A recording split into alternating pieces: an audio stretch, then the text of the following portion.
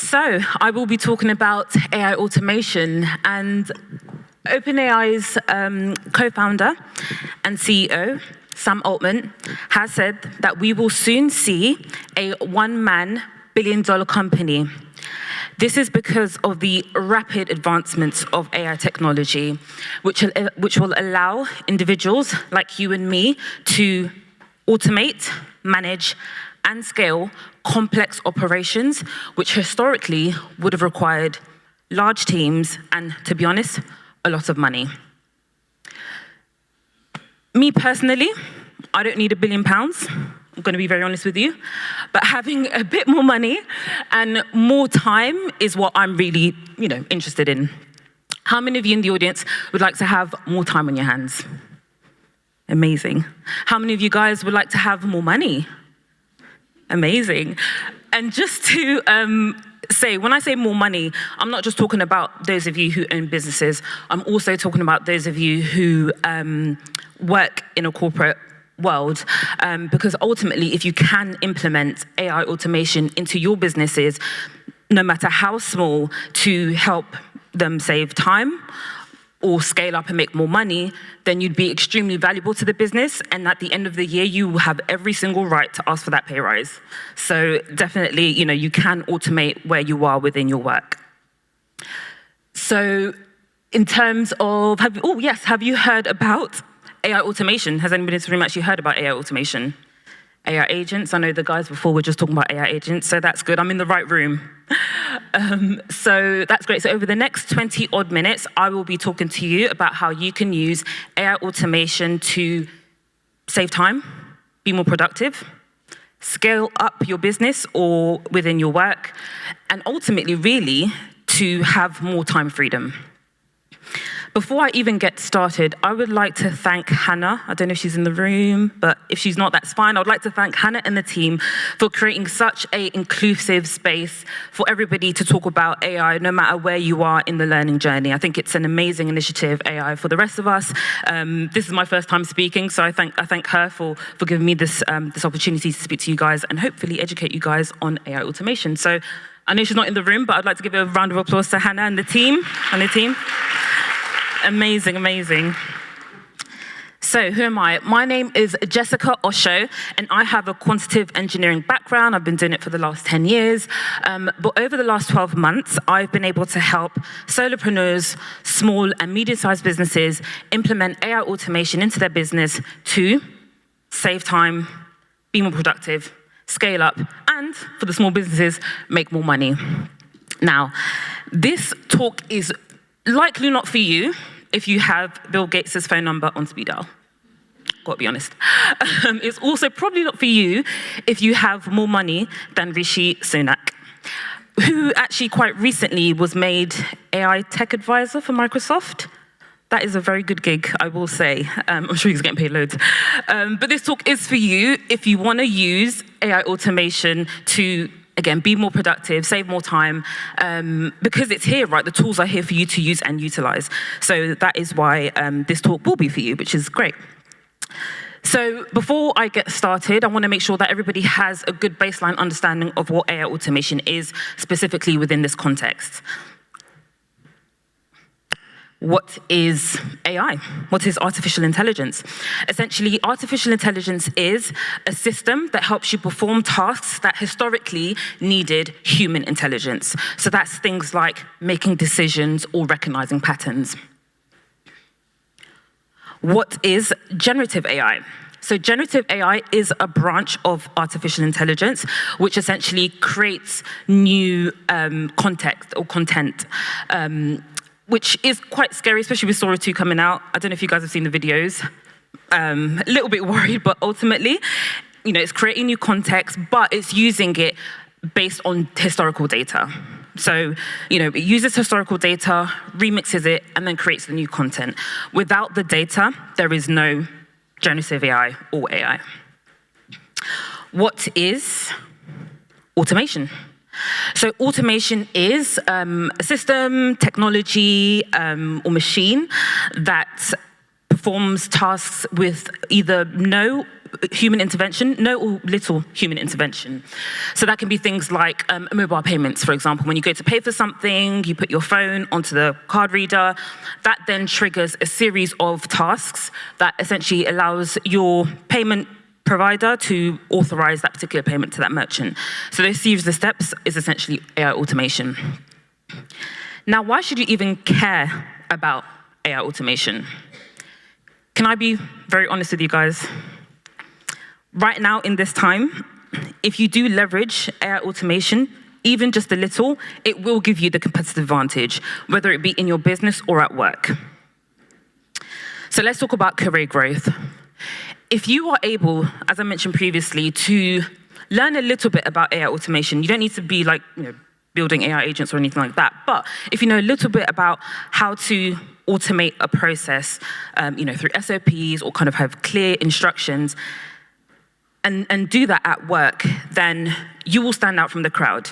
AI is moving so rapidly, so quickly that essentially, if you can keep up to date with what's going on and just implement a little bit in your business, ultimately you will stand out and from your peers, at least for now. At least for the next 6 months, 12 months, who knows, in a year, 2 years' time, everyone might be using it. So, but if you really want to stand out right now, I highly recommend you know a little bit about AI automation. When it comes to your business, if you are able to implement AI automation in your business, you can run leaner, faster, and scale a lot quicker, and ultimately take market share in whatever industry that you're in. So that's another key advantage of implementing AI automation in your business. Lastly, and probably the most important, for me anyway, I love time, I love sleeping, is AI automation can actually buy you more time and more freedom. And ultimately, I would like to think that's what a lot of people would like, in their lives. So in saying that, let's talk about how that actually works in practice. The way I think about AI automation and the levels of AI automation is through this steps model. And essentially, as you go through each step of the AI automation model, you will save more and more time, from seconds to minutes to hours to days, until you reach the final boss, which is complete time freedom. Woo! So if I go to the very first step, which is S, that stands for Simple Integrated AI Automation. So I've got some good news and some bad news. Who would like to hear the good news first? Raise your hands. Who would like to hear the bad news first? Raise your hands. Oh, it's about 50-50. I'll start with the bad news. So the bad news is, although this is really helpful, it will only save you a couple seconds and a couple of minutes. It's nothing life-changing. It won't really move the needle too much. The good news is that you are probably already using it without even realizing it. So how many of you guys have noticed that when you reply back to an email, no matter who your email provider is, you get a little suggested prompt within the message, the body of the message? That is essentially the email provider having some form of AI automation as part of their process. So essentially, as soon as you hit the reply button, that then triggers a series of steps to then give you that automated message. Now, that is definitely helpful, but you still have to rewrite the email, add the context, put a lot of effort into it. So ultimately, again, it does save you time. Well, it is helpful, but it doesn't save you as much time as, it's not going to move the needle and give you that true time freedom. If I move on to the next step of the AI automation process, that is AI automation task flows and workflows. And I'm sure a lot of you, if you guys are on the internet, I'm sure you've heard a lot about like AI automations and Zapier and Make.com and that kind of stuff, and even N8N.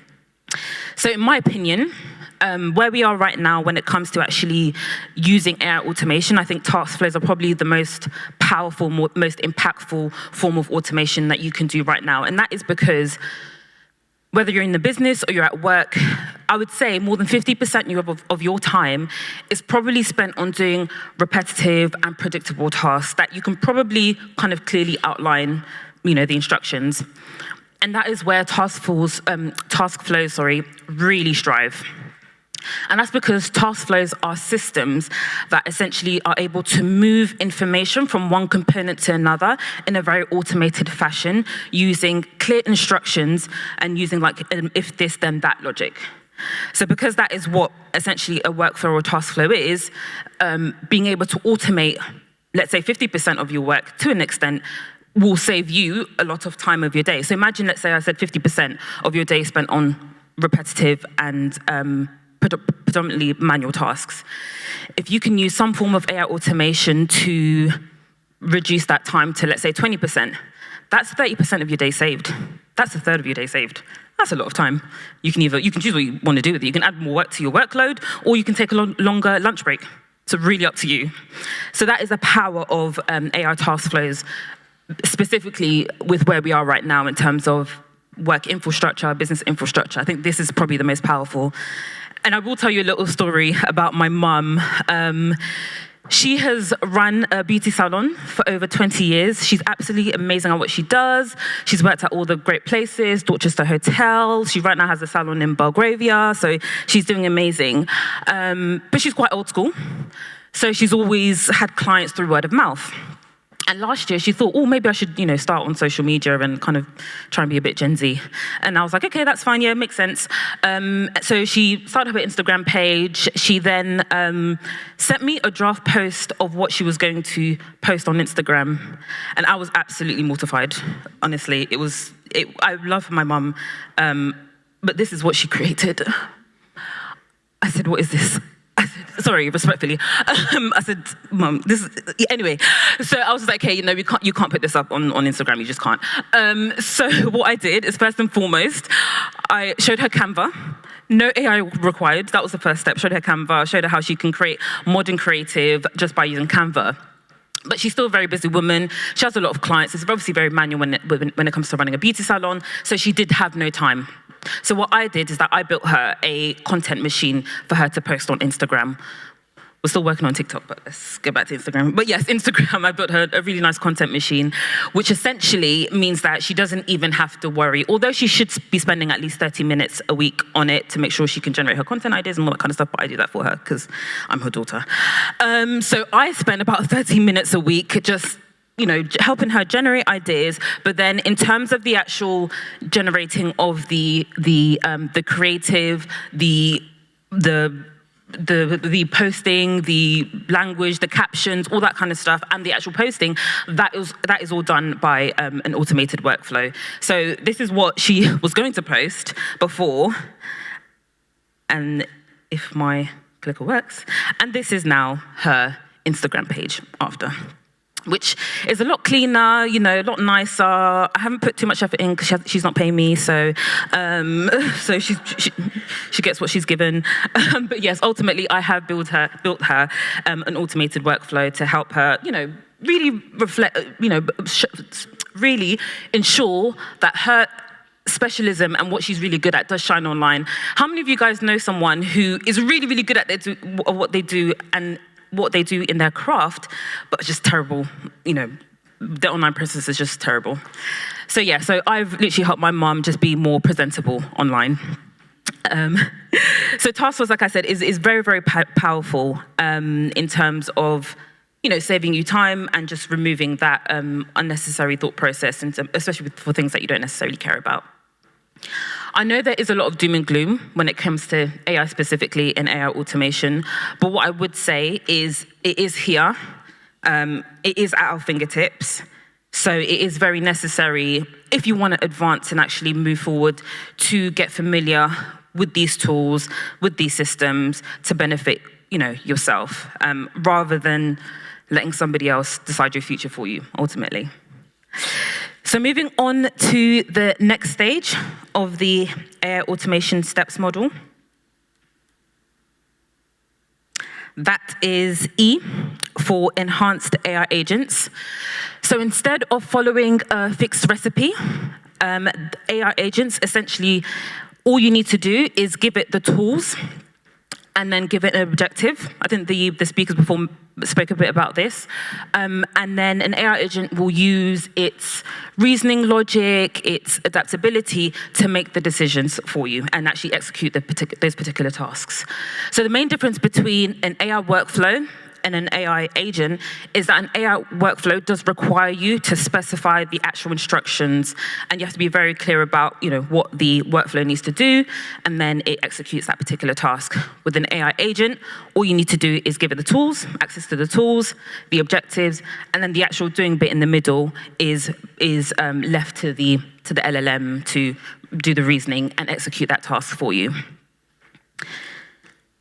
So it has gone from a very good, let's say, intern to more of a work colleague. Moving on to the very last step of the STEPS model is step 4, which is P, for proactive web agents. Now, this is where AI and AI automation becomes truly autonomous.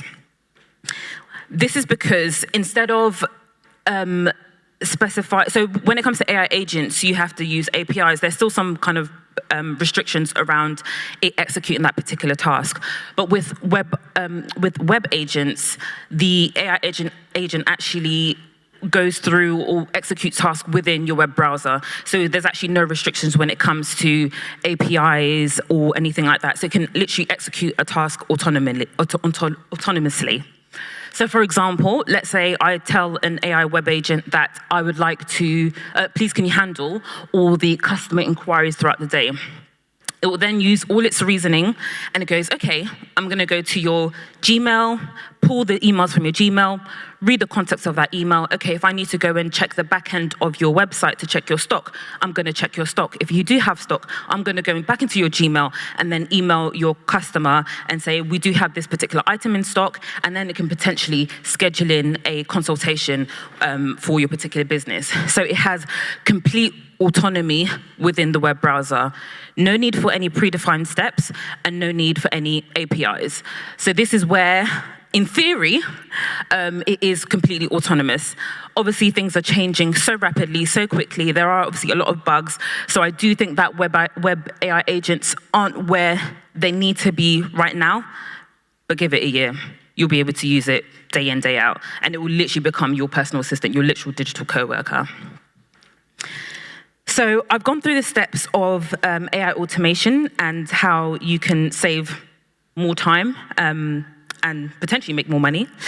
So how can you actually implement this in reality? Like where can you actually start? And to be honest, you can start right now. Exactly where you are, you can start here. And the reason why I say that is because how many of you work a 9-to-5 job? How many of you run a business? Oh, quite a few. Probably half and half, which is quite nice. How many of you guys have a relatively modern tech stack of some sort? So whether it be Gmail, like any of the applications, relatively modern. So good news for you, most of your the tools or the systems or machines that you use actually already have AI integrated in it. A lot of them also have automation integrated in it. So, you can literally start where you are. One, exercise I would recommend that you do is to list out all the tools that you use currently, and then write down all the, on the left-hand side, write out all the tools, and at the top, split between AI features and then automation features. And then what I would say is do a bit of research and see what tools you currently have, the tools that you currently have, what AI and automation features that they have, list that all out. So for example, how many of you use Google Meets? Yeah, Google Meets. So I'm sure many of you know, but Google Meets already has a transcribe feature as well as a summarization feature. So there's actually no need for you to ever write minutes in your life again. No need for an API. I know people used to use Fireflies before to plug it in, but now there's actually no need. You can literally turn on that particular feature, have your meeting, close the meeting, and then Google's Meets will generate minutes as well as a summarization, which will then give you next steps. So that's already something that's there. You don't need to do anything. Similarly with Dropbox, so Dropbox does have an automation feature where essentially you can drop in kind of any file, and then you choose whatever kind of renaming or refiling you need to do based on the feature they have available. So I know I've got a Dropbox, and I've got a specific automation that renames files when it's dropped in a specific folder. So again, that's already integrated in Dropbox. Another big example was Notion. How many of you guys have used Notion before? Project management, productivity tool. So Notion have gone really, really big on like all the AI features and database automation. So Notion's a really, really good one to kind of do this exercise on, to kind of see what AI features they have embedded already in there, as well as their automation features. The next part of this exercise is that in this coming week, I would like you to list all the tasks that you do repetitively, or which are processes that are quite manual. It doesn't need to be detailed, just literally like high level, what you do on a day-to-day basis. Just write that all out. And then once you have all of that kind of written down, this is where, if you map your existing processes with the AI tools, or the tech stacks, the tech stack that you already have existing, and essentially see where you can leverage some AI features or some automation features based on your current day-to-day. And I'm sure you'll find some way you can automate some of your process and save more time. I do have a quick AI productivity hack, and that is using the voice dictation mode. So voice is actually said to be 2 to 7 times faster than typing. So when it comes to, generating ideas, having brain dumps, I highly, highly recommend that you use the voice feature just to get all your ideas out, on a piece of paper. Especially if you have when we're talking about repetitive tasks, right? A lot of it is in our head. And a lot of it might not necessarily be, cohesive or quite clear, but as long as you are able to use the voice feature, do a massive brain dump, any AI tool, any LLM, whether it be ChatGPT, Claude, Gemini, are really good with being able to take that brain dump and put it into a nice, concise and clear kind of SOP and framework. So don't be too worried about having, a lot of ideas in your head and being cohesive when using that voice feature, but I definitely recommend that rather than typing. That's helped me personally. So that is the end of my presentation. I hope that was super helpful. If you would like to reach out to me for kind of any advice or kind of anything to do with AI automation, I do try to keep up to date with the latest technologies. But it's moving so fast, I kind of, not stopped, but it's just like, there's just so much to take in, and obviously I need to do my job.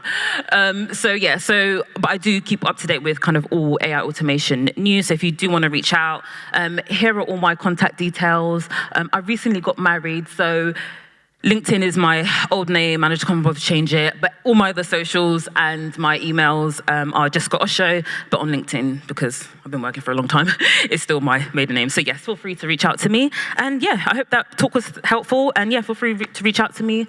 Thank you for having me.